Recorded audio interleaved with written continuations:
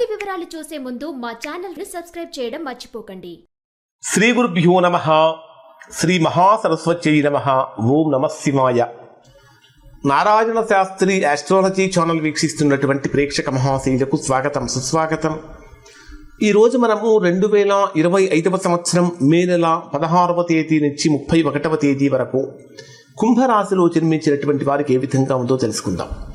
ప్రస్తుతం కుంభరాశి వారి యొక్క గ్రహస్థితిని కనుక పరిశీలించినట్లయితే కుంభరాశి వారికి దాదాపుగా అనుకూలమైనటువంటి గ్రహస్థితి అని చెప్పాలి. కారణం ఏమిటంటే ప్రధానంగా కుంభరాశి వారికి పంచమ స్థానంలో గురుడు యొక్క సంచారము, మీ జన్మరాశిలోనే రాహువు, సప్తమంలో కేతువు, 2వ స్థానంలో శని, ఇవి మీకు విశేషమైనటువంటి అనుకూలతను కలిగిస్తున్నాయి అని చెప్పాలి. చేసేటటువంటి ప్రతి పని కూడా చాలా జాగ్రత్తగా ఆచితూచి శ్రద్ధగా చేయాలి. కారణం ఏమిటంటే ఈ మాసంలో మీకు కొంత అద్భుతమైనటువంటి విజయాలనేటటువంటివి ఇక్కడ కుంభరాశి వారికి కనిపిస్తున్నాయి. ప్రధానంగా తీసుకుంటే మీ జన్మరాశికి 2వ స్థానంలో ధనస్థానంలో శుక్ర శని గ్రహాల యొక్క కలయిక ఆర్థికంగా బ్రహ్మాండమైనటువంటి డెవలప్మెంట్స్ అనేటటువంటిది కనిపిస్తుంది. అయినప్పటికీ అధికమైనటువంటి ఖర్చులు కుంభరాశి వారిని కొద్దిగా ఉక్కిరి చేసే అవకాశం ఉంది. కొన్ని రకాలైనటువంటి ప్రయోజనాల కోసం ఖచ్చితంగా రుణాలు చేయాల్సినటువంటి పరిస్థితి కూడా కనిపిస్తూ ఉంటుంది. పాత పెట్టుబడులు కొంతవరకు లాభదాయకంగా మారుతూ ఉంటాయని చెప్పాలి.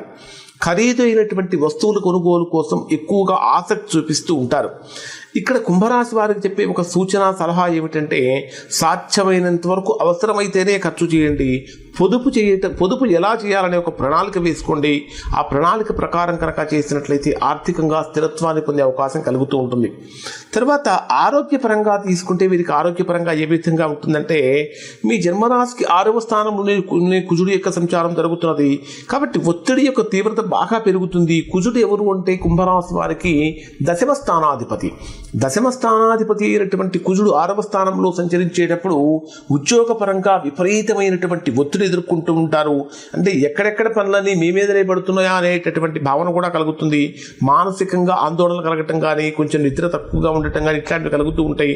ముఖ్యంగా చెప్పాలంటే ఈ కుంభరాశిలో జన్మించినటువంటి వారికి పాదాల నుంచి మోకాళ్ళ వరకు ఈ మాసంలో నొప్పులు ఎక్కువగా వచ్చే అవకాశాలు ఉంటాయి. కాబట్టి ఆ విషయంలో కొంచెం జాగ్రత్తలు తీసుకోండి. అలానే మధుమేహం వ్యాధి ఉన్నటువంటి వారు కూడా ప్రత్యేకమైనటువంటి శ్రద్ధ వహించాలి. సరైనటువంటి ఆహార నియమాలు పాటించడం అనేది కూడా ప్రధానంగా మంచిది. ముఖ్యంగా చెప్పాలంటే మానసికమైనటువంటి ప్రశాంతత ఈ రాశి వారికి చాలా అవసరం. 6వ స్థానంలో కుజుడు యొక్క సంచారం కారణం చేత మానసికమైనటువంటి ప్రశాంతతకు భంగం కలిగించేటటువంటి సంఘటనలు, సందర్భాలు జరుగుతున్నాయి. వాటిని సాధ్యమైనంత వరకు వాటికి దూరంగా ఉండడానికి ప్రయత్నం చేయండి. తర్వాత ఇంకా ప్రొఫెషన్ ఏ విధంగా ఉంటుంది, ఉద్యోగం ఏ విధంగా ఉంటుందంటే దశమ స్థానాధిపతి 6వ స్థానంలో సంచరించేటప్పుడు ఉద్యోగపరంగా అనేక రకాలైన సవాళ్ళు ఎదురవుతూ ఉంటాయి. అంటే ఒక రకంగా చెప్పాలంటే గ్రేట్ ఛాలెంజెస్ అని చెప్పాలి. ముఖ్యంగా మీ హయ్యర్ అఫీషియల్స్ తోటి, మీ సీనియర్స్ తోటి కొంచెం మాట్లాడేటప్పుడు జాగ్రత్తగా మాట్లాడటం, స్పష్టంగా మాట్లాడటం అనేటటువంటిది కూడా చాలా అవసరం. అలానే ఎవరైతే విదేశీ సంస్థలతో పనిచేస్తున్నారో అటువంటి వారికి ఇది చాలా బ్రహ్మాండమైన సమయం అని చెప్పాలి. ఉద్యోగ మార్పు కోసం ప్రయత్నించేటటువంటి వారికి లేదా నిరుద్యోగులుగా ఉన్నటువంటి వారికి ఆశాజనకమైనటువంటి సమాచారం అందుతుంది అని చెప్పాలి. ఇక్కడ మీకు వ్యాపార పరంగా కనుక తీసుకుంటే 2వ స్థానంలో శుక్రుడు, 3, 4 స్థానాల్లో బుధుడు యొక్క సంచారం వ్యాపారపరమైనటువంటి అద్భుతమైనటువంటి లాభాలు కలిగిస్తున్నది.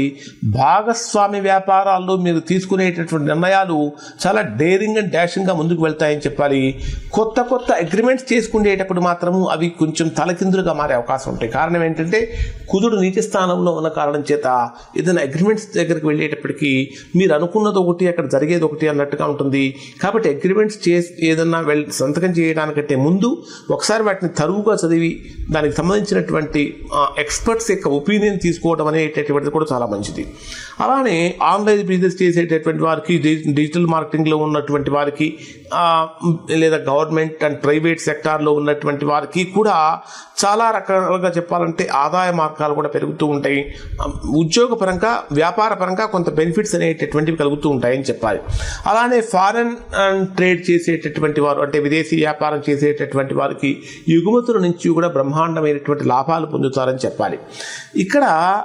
ఇక ఈ రాశి వారికి కుటుంబ పరంగా కనుక తీసుకుంటే లవ్ అండ్ మ్యారేజ్, ప్రేమ మరియు వివాహ జీవితం ఏ విధంగా ఉంటుందంటే ప్రేమలో ఉన్నటువంటి వారు సానుకూలమైనటువంటి ఫలితాలు పొందుతూ ఉంటారని చెప్పాలి. ఒకరినొకరు అర్థం చేసుకోవడం వల్ల బంధం బలపడుతుంది. 2వ స్థానంలో శుక్రుడి యొక్క సంచారం, కుటుంబ స్థానంలో శుక్రుడి యొక్క సంచారంతో బంధం బలపడుతుందని చెప్పాలి. దాంపత్య జీవితం అయితే మాత్రం మిశ్రమంగా ఉంటుంది. దాంపత్య పరంగా కొన్ని ప్రతికూలతలు అనేటటువంటివి కలుగుతూ ఉంటాయి. చిన్న చిన్న వివాదాల్లోకి మీరు ప్రవేశించడం, తద్వారా మానసిక ప్రశాంతత భంగం కలగటం కూడా జరుగుతూ ఉంటుంది. ఇవి కుటుంబపరమైనటువంటి విషయాలలో ఆర్గ్యుమెంట్స్ అనేటటువంటివి పనికిరాదు.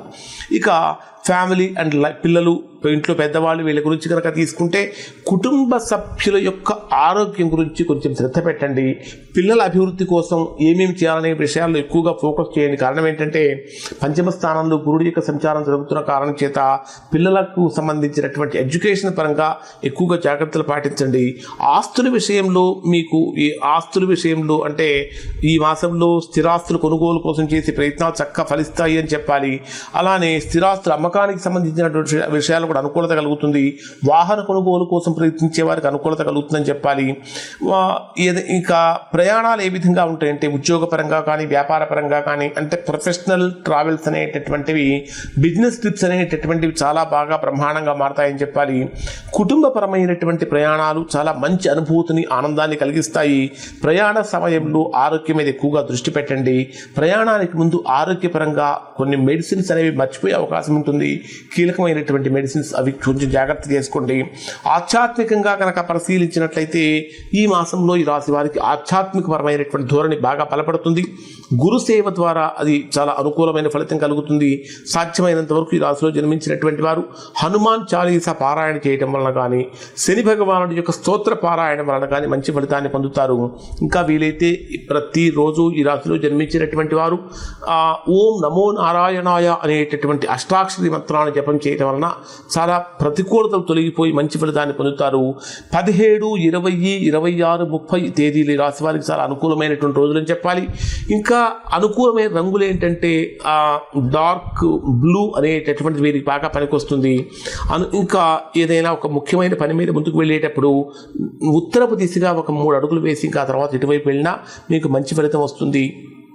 ఇక ఇప్పుడు చెప్పినటువంటి ఫలితాలన్నీ గోచారం ఆధారంగా చెప్పినటువంటివే.